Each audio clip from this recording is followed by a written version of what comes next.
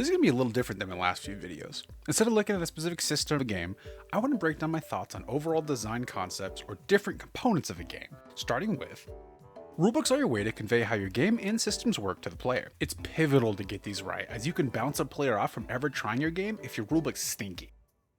I've spent a lot of time looking at and reviewing different rulebooks, and let me tell you, it's very easy to mess these up. When you want to explain the narrative of your game or how it works or help ways to get players to learn, you can very easily overload, overwhelm, and underdeliver information to them. Potentially losing a player before they get a chance to try a game due to poorly done rules. It's a death sentence in most cases. I've gone through and categorized a couple different types of rulebooks that I find the most useful, and I'd like to explain them, how they should generally be used, and some tips when you want to make your own rulebook. The three most important types are quick start guides, rule documents, comprehensive rule documents. Each one of them should serve a specific function and purpose. Let's take a look at what I think the basic premise of each of them are. Quick start guides are best used in a starter product. It should form a kind of simple narrative for the people who picked up the product and are trying to get the cards immediately onto the table as fast as possible. You can tailor these to describe the way the game works in the order they may even be opening the physical product. Like if they take the lid off the box and immediately grab the rule sheet, it could tell them how to take each individual deck out, where they should put the different cards, and then immediately tell them how to start drawing and putting the cards into play. It should cover all bases a person might need to know when playing the game at a surface level, and it should definitely give them enough information to play their second or third games without having to flip through the rulebook over and over again. Don't put these on the back of your playmat. People need to read the rules while playing the game, and you can't expect them to learn and read everything before putting the playmat down and then playing, otherwise this might happen. Rule documents are your bread and butter. These should be the second most comprehensive rules you have and should easily be accessible for all players. Some may opt to take a narrative approach with these, but I don't recommend it. It should be a lot more methodical and almost robotic compared to a quick start guide. Not to say you can't have some flair, but I think mixing narrative and rules can cause potential confusing interpretations of said rules. Some rules I've seen even have a little comic or a story or lore before the rules, and I think that's fine, but it really shouldn't interact with the rules themselves, and personally I'd like to see them after the rules so you don't have to flip past them every time. The rulebook should cover significantly more than a quick start guide, but it doesn't need to cover every little minute detail, just enough so the person could reference like 90% of questions to the rulebook. Comprehensive rule documents are your Bible. As the name implies, it should be the most comprehensive document and cover all of the tiny minute details of your game. It should be written with zero narrative flair and be entirely robotic. It needs to describe all of your rules, systems, interactions, keywords, everything should be noted and documented in here. This is likely something that only very top-end competitive players or people wanting to judge will reference. It doesn't need to be pretty or quick to read. These are your end game. This should be done once you have all your systems solidified and everything is in place. You don't want to be constantly rewriting or upgrading these. I think most people are going to end up with a quick start and some kind of normal rulebook. Many games don't get to the point of a comprehensive rule document, and that's fine. Most would instead supplement that with like a tournament rules document or something. And I won't go super in depth with tournament rule documents, but the basic idea is they should have all the information required for hosting, running, and judging a tournament for your game. It can be split out for judge-specific policy information or general game questions that may come up a lot. If you want to have a competitive scene for your game, you probably want to make one of those. As I've been going through different rules and systems, I've come up with some checks and common issues to look out for. Key pieces of information I look out for when reading a rulebook, or things that if missing would potentially ruin being able to actually play a game. Starting with poor formatting. This is the most common issue I've found and can happen to any type of rulebook. Typically, people would just kind of put down the rules in any old order that they had an idea for, without too much thought into how someone could be able to read or parse the information in the book. This could be something as simple as having combat before explaining the cards themselves, or a million keywords before explaining how to win. The general flow of rules should lead into themselves, explaining how to win, into the cards, into how they work, etc. And with the rulebook, just because you might have 60 pages, that doesn't mean it's better. I've come up with like a diagram of how I generally find them formatted best, and I'll go ahead and show that a little bit later as part of a more comprehensive look at them. I think they deserve their own breakdown. Language is too lax. This one is a lot more common for beginners or people who work with a stream of consciousness. It usually goes hand in hand with the previous point. People will just write in a casual manner, like speaking to someone else, which can be fine, but there are some problems when you jump back and forth between different points or are too vague in the description for the sake of speed. You'll just have to take a more structured approach to how you write the rules. Remove some of the personality in the speech and try to be a little bit more robotic. Make sure your information is relevant to the portion of the rules being described and is being done in a way that can't potentially be confusing or read in multiple ways. Examples in rule text are unclear. This is another in the same vein as the previous two that can be much more of a severe problem. If you mix the explanation of combat with examples of combat, you can risk throwing off people to how it actually works. If two people can read the same sentence and come up with 3 different interpretations, that's a problem. Something else this can show up in is when some explanations might exist. If you're talking about different types of monsters and randomly at the end of the sentence you just explain some piece of combat, it's generally unclear for people who jump to that when trying to read. This one just takes time and practice. Your best bet is to try to have people who either haven't been explained your rules yet, or who may not even be familiar with card games to try to read through them. With examples, make sure they're clear and separate from your rules text. Put them in separate boxes with different colors, font types, etc. Poorly conveyed information. Simple one I see a lot. Your rulebook is just all text and no images. This is straight up a bad time. Makes it really hard to comprehend what you're trying to describe, and a lot of people may not even be able to parse what's being explained without some kind of imagery. On the flip side, if all you have is like a video and no text document, it's basically just as bad. You can't search a video cleanly, and it's a pain to pull up when trying to find a basic rule or some kind of system explanation. It's way faster to read a sentence than skip through a video trying to find the specific piece you need. Especially if you're like out in the woods trying to play a game and you don't have any cell service, you're not going to play that game. This one's simple. Don't make your rules all text or only video. At least once you're past really early drafts. Your first few may only be text, but it shouldn't stay that way for long once you have your systems in place. Missing rules or no index. A lot of the time people will only put down some of the information that's in their head onto the page, assuming and filling gaps with knowledge they already have. This is the biggest killer to a rulebook. If a player cannot learn the entirety of a game after going through the rules, then you have a major problem. Missing explanations for combat, how to play cards, how to pay costs, anything that's missing will make it much worse for them to try to learn it.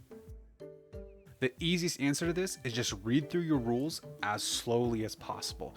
Think about all the different parts of your game that you need to make sure that someone knows, then find the relevant rules text in your document. Reference overload. This one's really easy to fall into. It generally comes up when someone wants to replace a lot of core TCG definitions with their own unique ones. Like if you call drawing something like, I don't know, bookmarking, and instead of a deck you have like a spell book. And then if you change the name of a card to something like a page, telling someone to bookmark a page from your spell book may be overwhelming if you have no idea what that information means. Especially if you look at a card, see that text, have no context to what's going on. Another part of this is that if you have a lot of keywords and rules text that references itself or other keywords, then you need to look at all of those other keywords and it can create this big daisy chain of issues, or even sometimes infinite keyword referencing. As someone is reading the rules, they shouldn't have to learn or memorize 10 different new phrases and keywords before they're even explained. This leads to the overload. Well, for starters, I think there's just some key phrases you really can't change or replace, drawing a card or even the name of a card itself. There's some sacred words you can only change for a really good reason. The discard and place you put your deck can be changed up, but the more you change, the harder it's going to be to convey that information in a simple way. Data flow. This is going to get its own little header, even though it's kind of part of all of the other issues. What you want to try to do is convey the information in a linear fashion of how someone would need the info. I'll have a more visual example of this with the structure breakdown, but the general idea is to progress from less complex to most complex. Start out by giving them the high-level concepts, the overall ideas and info, then move down to the linear information. Overall, card information, system information, card interaction, systems interaction. Show them a picture of a house, then show them the different pieces of furniture. Explain where the furniture goes, then how to use each piece of furniture. The zoom-in method I've found has worked best in retaining the information when going into a real game. It can help break down the information from large chunks into smaller chunks that are easier for the person to digest.